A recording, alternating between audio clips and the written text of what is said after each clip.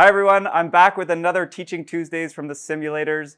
I've got a really great tip for you today on how to hit a low shot. So the tendency when we put the ball back in our stance and try to hit it low is to overdraw it or hook it. So I'm going to show you a way to counteract that and hit those low shots really straight, or even fade them if you want to. Okay, so I'm going to get set up here to hit my low shot.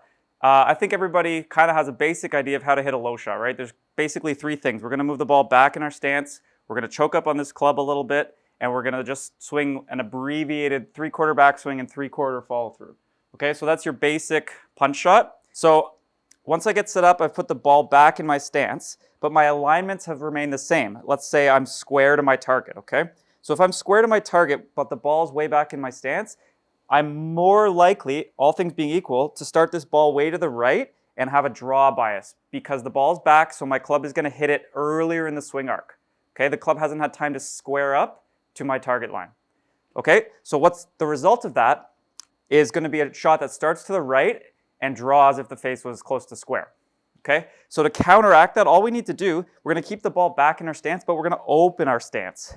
So now my body's aimed to the left so that when I hit it earlier in the swing arc, my club face will be squared to my target. Okay, so really simple. Here's my normal setup with that ball kind of middle forward.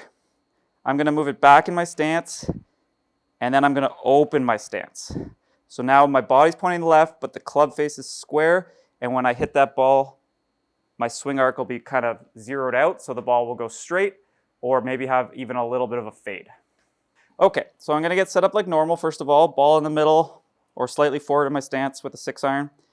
Okay, and then I'm going to move it back in my stance by moving towards my target, so you can see that ball is well back in my stance now. And then I'm going to open my stance to make sure I don't hook it. And then I'll go ahead and make a 3/4 abbreviated swing. So you can see that ball started a little left, but it went pretty straight. It didn't hook over to the left. That would get me out of trouble and back into play.